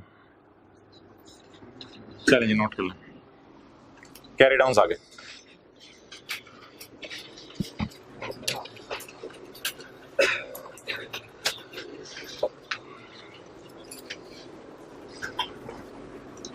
और इसको यहां से कंपेयर कर लें आप। अभी ना अकाउंट तो अकाउंटिंग वालों का ही बनता है, एक्रूअल्स में अकाउंट टैक्स वालों का नहीं हम बनाते। अकाउंट ये आईएफआरएस रूल्स वाला है। रेंट पेबल तो मैंने आपके समझने के लिए लिखा है, पेपर में तो एक्रूड लिखा होगा। Rent payable at 31/12/18 is 1, at 31/12/17 is 3, at 31/12/18 is 1, at 31/12/17 is 3। हमने ये अकाउंट्स बनाए हैं, लेकिन एक साल का बनाया था परसों की क्लास में। आज हमें 2 सालों का अकाउंट बनाना पड़ा है। इससे पहले कि मैं आगे चलूं, I should decide my broad downs. मुझे अपने ब्रॉड डाउन्स डिसाइड करने चाहिए। तो यकम जनवरी 17 का इसलिए 0 लिखूंगा कि बिजनेस स्टार्ट नहीं हुआ था, और यकम जनवरी 18 का BD 3 ले लूंगा। अगर बिजनेस स्टार्ट हुआ भी होता तो मैं ये 0 ले लेता, क्योंकि सवाल ने इन्फॉर्मेशन नहीं दी थी। Okay, clear? अब पहला साल आसान है, क्योंकि पहले साल में तो फिगर ही एक है। अच्छा जी, 17 में ये 3 रुपए तो क्लोजिंग पेबल में आ रहे हैं, ये 17 में नजर आ रहे हैं, 18 में पेबल पे होगा। अभी ना सोचें 18 में क्या हुआ है, इस तरह सोचें ना, अधूरा सा अकाउंट। अब देखिए, अब बताएं जी, 3 पेबल है तो पे कब होगा? 3 पेबल है, पे कब होगा? अगले साल। तो इस साल कहां गया? खर्चे में। इस साल कहां गया? खर्चे में। कितना जी? 3। इस साल 3 खर्चे में। अच्छा, वैसे ना ये बात भी एक याद रखा करें कि जो पेज 741 पे अकाउंट्स हैं, तो एक्सपेंस अकाउंट में ना, क्योंकि कैश इधर आते हैं, हाँ इंट्रो जाते हैं, salaries, debit, cash, credit. Expense account में कैश इधर आता है, तो इधर हमेशा क्या आता है? P&L। पेज 741 इधर कैश आता है, इधर P&L आता है, इसलिए भी यहां मैंने P&L लिखा है। लेकिन जरा बात समझने के लिए दोबारा कर लेते हैं। ये पेएबल अगले साल पे होगा, तो इस साल किस में जाएगा? खर्चे में। ना भी पता हो इस साल खर्चे में जाएगा, तो आपको पता है एक्सपेंसेस अकाउंट में इधर P&L आता है और इधर, तो बाय डिफॉल्ट इधर P&L लिखेंगे। अब 31/12/17 वो उसकी कैप खुली हुई थी ना कैमरे की, तो ऐसे छेड़ा था कैप को। अच्छा, अब मोहतरम सवाल ये होगा कि 31/12/17 का करंट और डेफर्ड साथ साथ फारिग कर दें। 31/12/17 का करंट और डेफर्ड साथ साथ फारिग कर दें। तो 31/12/17 का पहले डेफर्ड कर लेते हैं। डेफर्ड क्या नाम रखूं मैं इसका? रेंट। अकाउंटिंग वालों तो हमेशा ही कैरिंग अमाउंट शो करेंगे। कितनी आ गई जी? 3। सिर्फ इस साल को ज़हन में रखें यार, मैं मिटा ही देता हूं। सिर्फ इस साल को ज़हन में रखें। कैरिंग अमाउंट आ गई जी। टैक्स वालों की WDV बताएं। वो लोग हमें ऐसी दुनिया में ले गए हैं जहां कौन सी अकाउंटिंग यूज हो रही है? कैश अकाउंटिंग यूज हो रही है। अगर वो हमें ऐसी दुनिया में ले गए हैं जहां कैश अकाउंटिंग यूज हो रही है, तो फिर वैसी दुनिया में rent is allowed for tax purposes on, तो ऐसी दुनिया में क्या एग्जिस्ट नहीं करता? पेबल्स एग्जिस्ट नहीं करते। तो पेबल्स की WDV टैक्स वालों की नजर में बुक वैल्यू 0। वो आगे इंशाल्लाह कर लेंगे, उसको छोड़ें आप। बस ये 3 और 0 लिखना काफी था फिलहाल। वो एंड पे सवाल जब आएगा तो सारे इकट्ठे सोच लेंगे, वो कोई मसला नहीं। अच्छा चलिए, अगर साथ साथ लिखना है तो लिख लें। ये पेबल पे कब होगा? तो फिर डिडक्ट भी कब होगा? अगले साल। टैक्स वाले क्या कह रहे हैं? It is deducted when paid, तो पेएबल पे कब होगा? अगले साल, तो डिडक्टेबल इन फ्यूचर। लेकिन रट्टे में रूल नंबर 3 था, if carrying amount of liability is greater than tax base of liability. Current tax में जरा सोचें, वो किधर है? आते आते नहीं आया। 17 के P&L तक आते आते ये 3 रुपए खर्चे में जाने की वजह से क्या हो चुका है? माइनस हो चुका है। टैक्स वाले कह रहे हैं हम तब माइनस करने देंगे जब आप इसको आप बता दें क्या करें, इसका ऐड कर दें, लेस कर दें, ऐड कर दें। दोबारा सोच लें, 110 तक आते आते 3 का खर्चा माइनस हो चुका है। टैक्स वाले क्या कहेंगे? कब माइनस कर लो? जब पे करो। पे तो भी हुआ नहीं, तो माइनस जो कर दिए हमने उसे क्या करवाएंगे? ऐड करवाएंगे। तो ऐड कर दें रेंट एक्सपेंस, कितना जी? 3। लेकिन मोहतरम मैं यहां पे ना थोड़ा सा पॉज लेके करंट टैक्स को की वर्किंग को रट्टा रिवाइज करवाने लगा हूं, क्योंकि पेपर में टाइम नहीं होता। तो करंट टैक्स की वर्किंग का रट्टा जरा रिवाइज। डेफर्ड टैक्स आसान होता है, जब भी टैक्स वाले कैश अकाउंटिंग फॉलो करें चुप करके मुंह उठा के यहाँ 0 लिख देना होता है। तो डेफर्ड टैक्स आसान होता है, मसला होता है करंट टैक्स में एडलेस करने का फड्डा। तो यहाँ थोड़ा सा रट्टे से हेल्प लेते हैं। काजी साहब आपने सवाल पूछा था एक दफा, इस लाइन का क्या मतलब है? इन करंट टैक्स उल्टा खर्चा, उल्टा दें खर्चे को। जब भी कैश अकाउंटिंग फॉलो हो रही हो, रोल नहीं, उल्टा दें खर्चे को। खर्चा कितना नजर आ रहा है? 3। खर्चा कैसे उल्टाएंगे? ऐड कर। तो रट्टा प्रोग्राम करंट टैक्स का भी स्ट्रांग होना चाहिए हमारा, टाइम सेव करने के लिए। खर्चों को क्यों उल्टाते हैं? क्योंकि पेमेंट को रिकॉर्ड करेंगे। ये भी रट्टा नहीं है, लॉजिक ही है। खर्चों को क्यों उल्टाना है? क्योंकि किसको रिकॉर्ड करेंगे? पेमेंट को। और हमें कैसे पता है इस साल खर्चा हुआ है या पेमेंट हुई है? P&L अकाउंट जिंदाबाद। P&L इसका मतलब है खर्चा इस दफा हुआ है, खर्चे को उल्टा देना। अगले साल क्या कहानी बनी थी जी? बोले। ओपनिंग पेएबल कितना था? 3 और क्लोजिंग पेएबल 1। अच्छा यार मुझे ये बताएं, यहां पे आके ना थोड़ा सा अब सोचना पड़ेगा, क्योंकि ये पहली दफा हमारे साथ ऐसा हुआ है कि बीडी भी आ रहा है अकाउंट में। हमने जो पिछली क्लास जानबूझ के की थी ना, परसों वाला सवाल क्वेश्चन 10, मैंने जानबूझ के सिर्फ सीडीसी डाले थे, उसमें बीडीसी नहीं डाले थे। अब सवाल में बीडी भी आ गया। अब जरा सबकी टेंशन चाहिए थोड़ी सी। अब मोहतरम पहले तो चलते हैं लॉजिक पे। पुराना पेएबल इस साल एक्सेलेंट पे होगा, तो आपको पता है पेमेंट के लिए ये वाली साइड है, वो पुराना पेएबल तो पे करे ना यार। पिछले साल के दिसंबर का रेंट पेएबल है 3 रुपए, वो 3 रुपए उसको दे दें यार खुदा के लिए। नहीं मुझे तो ये ज्यादा आसान बात लग रही है यार। एक मिनट रुक जाए सारे। ये मेरे ख्याल से पिछले दिसंबर का किराया होगा, आखिरी महीने का। तो पिछले साल दिसंबर का आखिरी महीने का किराया था 3 रुपए, तो 1 जनवरी 18 को ये पेएबल था। 2 जनवरी 18 को वो आया, कहता है यार मुझे किराया दो प्लीज। इनको छोड़ें, आप लोग देखें, इनको कभी कभी होता है ऐसा। तो ये 2 जनवरी को आया, कहता है आपने कहा यार वो 3 पिछले साल का पेएबल है। I am talking very simple things, मैं कोई ऐसी कॉम्प्लिकेटेड बातें नहीं कर रहा। तो पुराने पेएबल को क्या कर दें? पे कर दें। अच्छा अब इस अकाउंट में ना असल में अगर आप डीप डाउन जाके सोचें तो ये किराए आम तौर पे ना आखिरी महीने के पेएबल होते हैं। ये दिसंबर का पेएबल होगा, ये भी दिसंबर का पेएबल होगा, लेकिन लड़ के हमने शायद किराया कम करवा लिया, इसलिए 1 रुपए किराया। ये दिसंबर 18 के महीने का किराया होगा जो पेएबल होगा। अब इस अकाउंट में ना 2 चीजें, एक चीज मिसिंग है। फरवरी मार्च अप्रैल मई जून जुलाई, जनवरी फरवरी मार्च अप्रैल मई जून जुलाई अगस्त सितंबर अक्टूबर नवंबर, सारी चीजें मिसिंग है, क्योंकि वो साथ साथ खर्चे में भी जाती जा रही होंगी और पे भी होती जा रही होंगी। साथ साथ खर्चे में भी जाती जा रही होंगी, पे भी हो रही होंगी। और दोबारा उल्टा के इसने साल के एंड पे लाके खड़ा कर दिया है। मेरा ख्याल है, हो सकता है ये बात सही ना हो, मेरा ख्याल है कि ये दिसंबर 18 के महीने का पेएबल है। दिसंबर 18 के महीने का 1 रुपया को किराया ये पेएबल है। तो ये पेएबल जो दिसंबर 2018 के महीने का है, ये पेएबल जो दिसंबर के महीने का है, ये पेएबल पे कब होगा? तो इस साल किसमें जाएगा? खर्चे में। इस साल किसमें जाएगा? तो दोनों को अलग अलग लेके चले ना, ब्रॉड डाउन को अलग सलूक करें, कैरी डाउन का अलग सलूक करें। आप मिक्स करना चाह रहे हैं। मैं फिलहाल क्या कह रहा हूं, ब्रॉड डाउन के साथ जो करना है वो करें, क्योंकि ये नॉन करंट लायबिलिटीज नहीं होती कि 6 साल बाद पे होना है। ये 3 ये करंट लायबिलिटी होती है, फौरन पे करना होता है। तो फौरन पे किया 3। अब असल में इन अकाउंट्स को कहते हैं अधूरे अकाउंट। कि पूरे साल का रेंट एग्रीमेंट दिया नहीं, तो अधूरे अकाउंट से फिर कलाबा ही मिला सकते हैं हम, और क्या कर सकते हैं? अधूरे अकाउंट से अधूरी अधूरी बातें करके समझा सकता हूं मैं। तो मैं जो यहां समझाना चाह रहा हूं वो जरा गौर से सुनना है आपने। पुराना पेबल कितना था? 3। पुराना पेबल इंशाल्लाह इस साल पे होगा, क्योंकि ये करंट नेचर के अकाउंट है, साथ साथ खत्म होते रहते हैं। अच्छा, हमारे साल के एंड पे पेबल कितना है? ये पे कब होना है? ये उस 3 में से एक नहीं है, ये उस 3 में से एक नहीं है, क्योंकि लोग इतने लॉन्ग टर्म किराए पेबल नहीं रखते, ये रेंट पेबल करंट नेचर के अकाउंट होते हैं। हमारे साल के एंड का पेबल क्या आ गया? अच्छा, ये कब पे होने? अगले साल। जब ये पे होने अगले साल, तो खर्चे में किस साल जाने हैं? इस साल। अब ये भी मेथोडोलॉजी बिल्कुल एक्सेप्टेबल है, लेकिन माजरत के साथ मैं अव्वली बात पे आने लगा हूं। पेपर में टाइम सेव करने के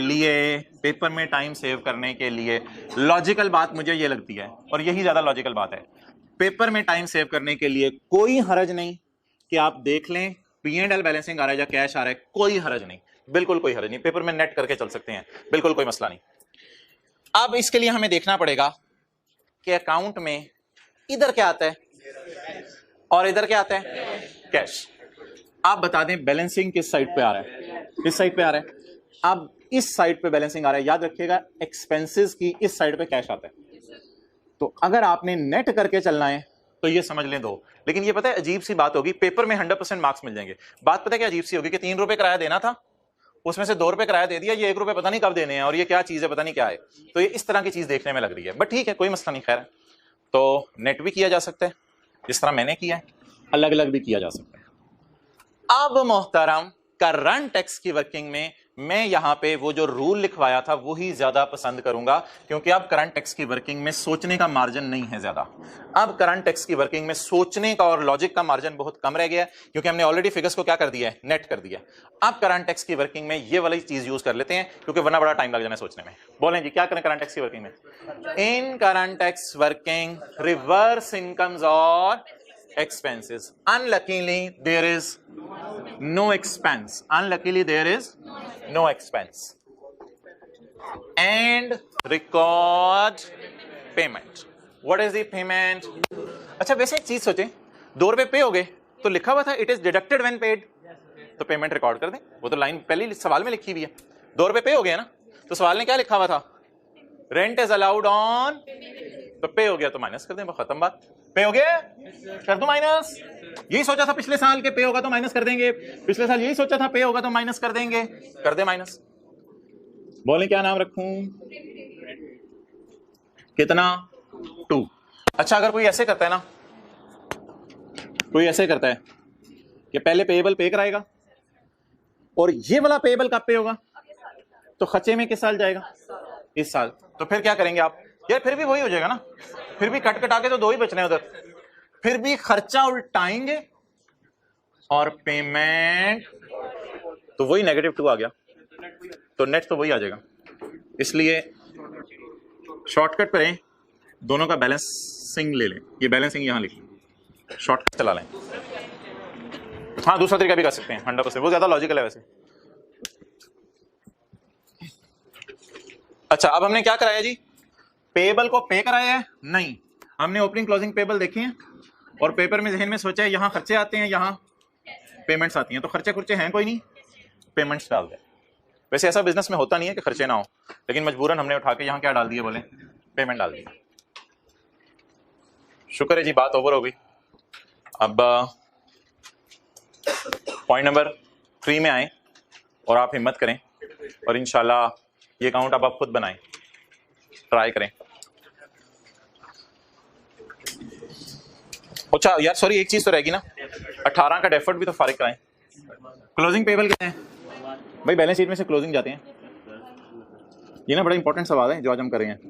रेंट पेएबल, क्लोजिंग 1, लेकिन टैक्स वाले कौन सी अकाउंटिंग फॉलो कर रहे हैं? ये जरा नोट कर लें, फिर आगे चलिएगा। और रूल नंबर 3 लगेगा, 1 बन जाएगा deductible temporary difference.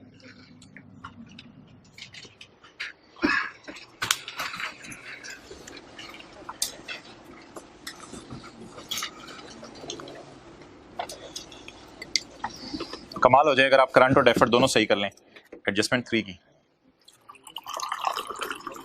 Along with सारा सोचना जो मैंने साथ साथ सोचा है, इतना टाइम नहीं होता सर।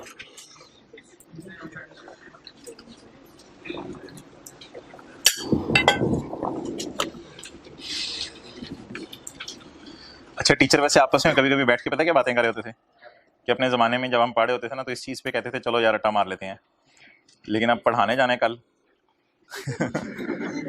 तो टीचर आपस में बैठ के ये बातें कर रहे होते हैं। ओके, कभी आए आप लोग टीचर्स की बातों में? ट्राई करें। एक टीचर दूसरे को कह रहा होता है आज इस एडजस्टमेंट में क्या गोली कराई क्लास को, दूसरा कहता है ये गोली कराई। ओके, तो सही है ना, गोलियां करानी पड़ती हैं कई जगह। वर्किंग 3 नहीं नहीं नहीं, गोलियां नहीं करानी, सीए करना है। चलें जी, वर्किंग 3। असल में ना देखें, लॉजिक हर चीज़ की बताई जा सकती है अगर सिलेबस का टाइम इजाज़त दे। टाइम ही इतना ज़्यादा लग जाता है चीज़ों को ख़त्म करने में कि कुछ जगहों पे फिर शॉर्टकट बताने पड़ते हैं। Okay, point number 3, insurance is allowed on payment basis. पहले तो ये बता दें, इंश्योरेंस इनकम है हमारी, एक्सपेंस है, पेमेंट होनी है, एक्सपेंस है। और प्रीपेड इंश्योरेंस है,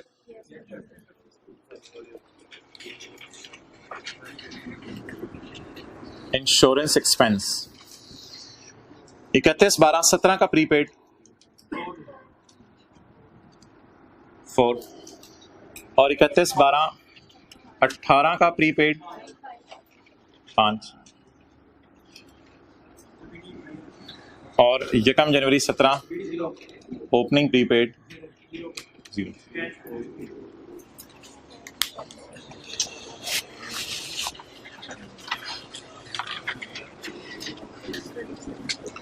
अच्छा चलें, इस बात को साइड पर रखें। प्रीपेड कार्ड आपको पता है इस साल आप खरीद चुके होते हैं, कैश पे कर चुके होते हैं। अच्छा, अब लॉजिक पे थोड़ा सा सोचें, लॉजिक पे यहां थोड़ा सा सोचना पड़ेगा ताकि P&L कैश आए। वैसे तो एक बात बता दूं आपको, ये वाली साइड कैश के लिए है, आपको पता है एक्सपेंसेस अकाउंट में यहाँ कैश आता है, ये भी याद रखा करें, ये वाली साइड कैश के लिए। लेकिन वैसे जरा लॉजिकली सोचें, प्रीपेड इस साल पे हो गया, अगले साल प्रीपेड कार्ड इस्तेमाल करेंगे तो खर्चा भी बुक कर लेंगे। तो प्रीपेड इस साल पे हो जाता है, अगले साल किस में जाता है? खर्चे में जाता है। तो लॉजिकली भी यहाँ कैश ही आना चाहिए। और वैसे भी हमें पता है एक्सपेंस अकाउंट में इधर कैश आता है। कितना हो गया जी? 4। अब पहला साल पूरा कर लेते हैं। अकाउंटिंग वालों की कैरिंग अमाउंट, प्रीपेड अकाउंटिंग वालों की कैरिंग अमाउंट 4। टैक्स वाले कौन सी दुनिया में ले गए हैं? Insurance is allowed on payment base, तो टैक्स बेस बोलें, क्लियर? अच्छा जी, अब मोहतरम प्रीपेड इंश्योरेंस एसेट है लायबिलिटी है? एसेट है। अब मैं बिल्कुल रट्टा लगवा रहा हूं, वो जो याद करें, मैं अभी सोचवा नहीं रहा, टाइम नहीं है, वरना परसों वाला लेक्चर रिवाइज कर लें जाके। मुझे बता दें रूल 1 लगेगा, रूल 3? 1 और 3 ज्यादा लगते हैं, बाकी तो लगते भी नहीं। Rule 1, if carrying amount of asset is then it is taxable temporary difference. असल में वजह पता है क्या बताई थी टैक्सेबल क्यों है? ये 4 पे इस साल हो गया, अगले साल जाएगा खर्चे में, तो टैक्स वाले कहेंगे खर्चा तो पहले तुम्हें माइनस करने दिया था जब पे कर दिया था तुमने, तो इसलिए ऐड कर दो, तो इसलिए अगले साल टैक्सेबल होगा फिर छोड़ने पर। अच्छा जी, करंट टैक्स की वर्किंग में पहले तो हमने रट्टा लगाना है सोचे बगैर। How to tackle the question वाला एक पेज है हमारी किताब में, वहां ये लिखा हुआ है reverse the expense and record the payment. पहले तो रट्टा लगा देते हैं करंट टैक्स में, reverse the expense and record the payment. Insurance payment हो रही है या खर्चा आ रहा है? रिकॉर्ड पेमेंट्स के साइन के साथ होती हैं, नेगेटिव साइन के साथ। अब लॉजिकली सोच लेते हैं, क्योंकि इसमें BD-CD कुछ ज्यादा नहीं है, तो लॉजिकली सोच लेते हैं। अकाउंटिंग वालों ने इस साल खर्चा बुक नहीं किया, बेशक देख लें व्हाइट बोर्ड पे, अकाउंटिंग वालों ने खर्चा बुक नहीं किया। टैक्स वाले कह रहे हैं it is allowed when paid, बोलें। अकाउंटिंग वालों ने खर्चा माइनस नहीं किया, टैक्स वाले कह रहे हैं it is allowed when it is paid, minus करना पड़ेगा, माइनस करना पड़ेगा। चलें जी, ये बात तो सारी लॉजिक्स के साथ होगी, लेकिन अगले साल ऊपर ऊपर से काम चलाएंगे विदाउट लॉजिक्स। अच्छा, ये कैरी डाउन क्या बनेगा जी? 1 जनवरी 18 का brought down, opening prepaid 4, closing prepaid 5। अच्छा, अब अगर ज्यादा टाइम है पेपर में सोचने का, तो ये प्रीपेड पिछले साल पे हुआ था, इस साल P&L में जाएगा, और ये वाला कोई और प्रीपेड है, ये अगले साल P&L में जाएगा, इस साल पे हो गया। तो ऐसे भी हो सकता है कि इसको इधर लिख दें और इसको इधर लिख दें, लेकिन नेट करके भी हो सकता है। अब जरा नेट करके बताएं कि कौन सी साइड बच रही है, डेबिट साइड पे आना है 1। अगली बात सोच के बता दें, ये साइड किसके लिए है, कैश के लिए या P&L के लिए, कैश के लिए। ओके, अब आप मुझे बता दें how to tackle the questions में क्या सीखा था, सबर वाले में how to tackle the questions हमने सीखा था in current tax working reverse P&L वो है नहीं, एंड रिकॉर्ड पेमेंट, पेमेंट्स के साइन के साथ रिकॉर्ड होती है नेगेटिव साइन के साथ। इस वजह से हम यहाँ 1 क्या कर देंगे, माइनस। It's over. अब आ जाएं, 1 मिनट, अब आ जाएं क्लोजिंग प्रीपेड। क्लोजिंग प्रीपेड इधर इधर इधर, ये वाला क्लोजिंग प्रीपेड बैलेंस शीट में भी तो जाना है ना। प्रीपेड इंश्योरेंस कितना जी, 5। टैक्स वाले कौन सी दुनिया में है, रूल 1 लगेगा। एक्रूअल प्रीपेमेंट वैसे हर दफा ही सोचवाती हैं, आज भी सोचवाया, लेकिन वो जो हाउ टू टैकल वाली बात अगर याद हो तो जरा आसान है। हाँ, TTD, टैक्सेबल टेम्परेरी।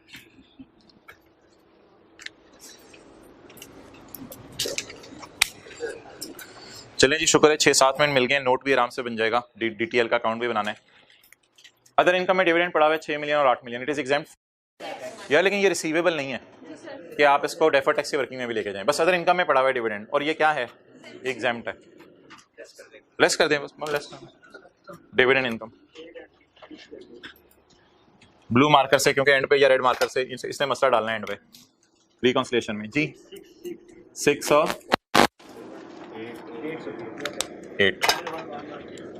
चलें जी, अल्लाह का शुक्र, सवाल खत्म होने की तो जा रहा है। बताएं जी। 1110 अच्छा, टैक्स रेट ना दोनों सालों के डिफरेंट है। 2018 का कितना है, 35%। अच्छा, एक काम आप करें, आप मेरे साथ, मैं आपको ना इंशाल्लाह अगली क्लास में ये दोनों टी काउंट कराऊंगा रिवाइज, इसकी तस्वीर खींच के ले आऊंगा स्क्रीन पे, ये दोनों टी काउंट्स रिवाइज करवाऊंगा। अब आप लोग ना पिछले सारे जो हमने पढ़ा है उसको वॉश कर दें, और वॉश करके ये जरा मेन सवाल की तरफ आ जाएं, ताकि रेट चेंज की जो चीजें हमने सीखी थी ना वो कहीं आपकी गड़बड़ ना हो जाए। रेट चेंज की चीजें जरा रिवाइज होने लगी हैं। पहले तो नॉर्मल काम करें, करंट टैक्स की वर्किंग में दोनों सालों का अपना अपना रेट है, दोनों सालों का अपना अपना रेट बताएं जी। 35% और 30%, 35% और 30% जी। 30.3 1 TTD। अच्छा, इस साल का रेट क्या है, 30% कितना आ गया, 0.3 4 TTD। इस साल का रेट क्या है यार, रेट ने कोई फटा डाला मैं खुद बताऊंगा, फिलहाल सिर्फ रेलिवेंट ईयर्स के रेट बताएं। 1 पॉइंट क्या आ जाएगा, DTL। रिक्वायरमेंट में अलग अलग निकला हुआ है, लिखा हुआ है रिक्वायरमेंट में, सही कह रहे हैं भाई, अलग अलग लिखा हुआ है, बिल्कुल सही। अब टाइम नहीं है मेरे पास, रिक्वायरमेंट में अलग अलग निकालना है। Compute the deferred tax liability and asset for each temporary difference, requirement के मुताबिक अलग अलग निकालना है, पर टाइम नहीं छोड़ें। अच्छा, यानी इन दोनों को निकालें, इन दोनों को निकालें, रिक्वायरमेंट ये कह रही है। ओवर जी, डेफर्ड टैक्स का टी काउंट बनाएं, डेफर्ड टैक्स का टी काउंट बनाएं, डेफर्ड टैक्स लायबिलिटी काउंट। अच्छा यार, एक बात याद रखिएगा, 1 जनवरी 17 का मैं BD 0 ले रहा हूं क्योंकि बिजनेस ही नहीं था। अच्छा जी, अब यार नोट नहीं करना, अब 2-3 मिनट देने हैं जरा। 31/12/17 का कैरी डाउन 0.3, 31/12/18 का कैरी डाउन 1.4। क्या इस कैरी डाउन को क्या बनाए, कितना, 0.3। ओके,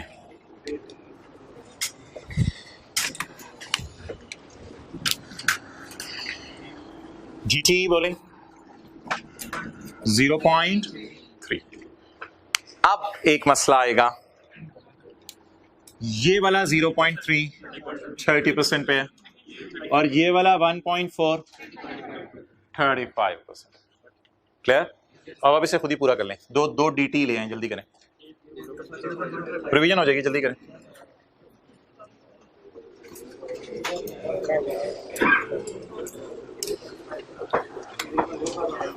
बना लिया, बना लो बना लो।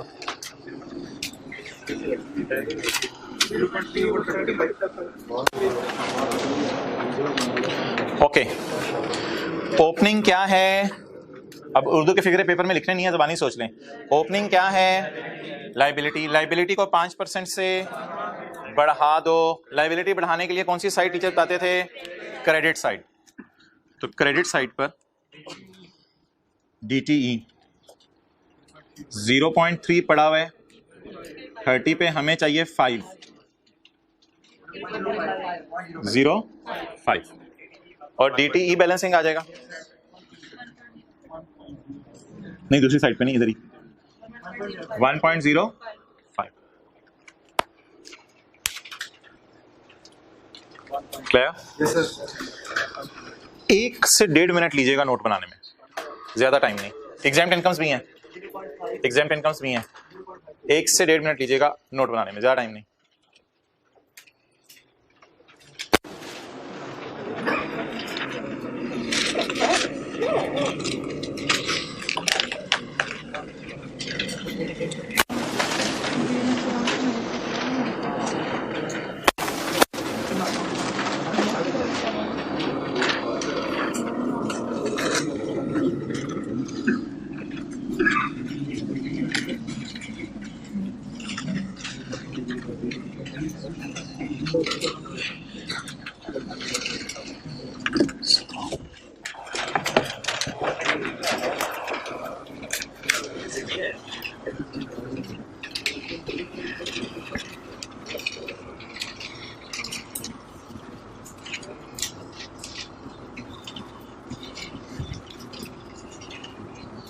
जी, कौन सा साल है?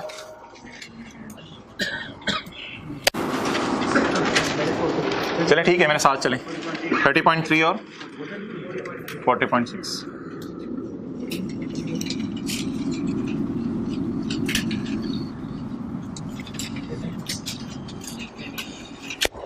DTE रिकॉर्डिंग वाली साइड है 0.3,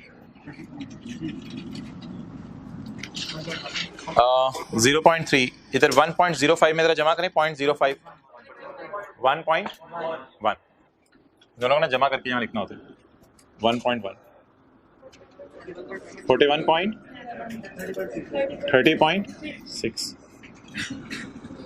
reconciliation PBT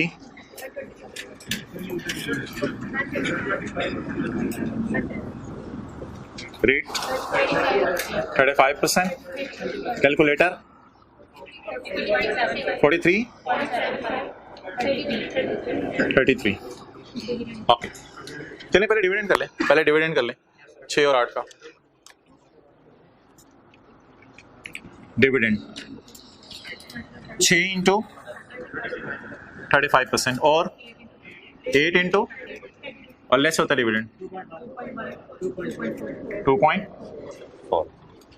आप मोहतरम बता दें, सुबह से हम लगे हुए हैं इस 0.05 को। आपको याद है सुबह क्लास में 6 इस साइड पे आ रहे थे, नेगेटिव लिखे थे।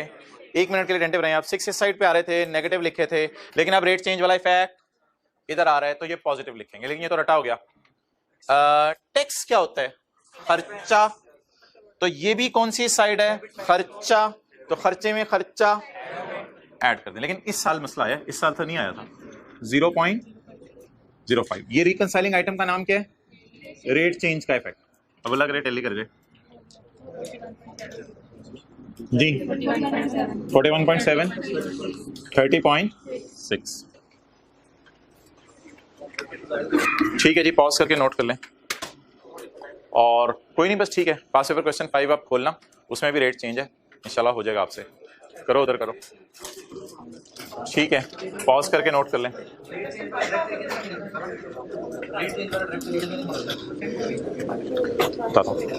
तो बस होमवर्क में पास पेपर क्वेश्चन 5 है, जाएं।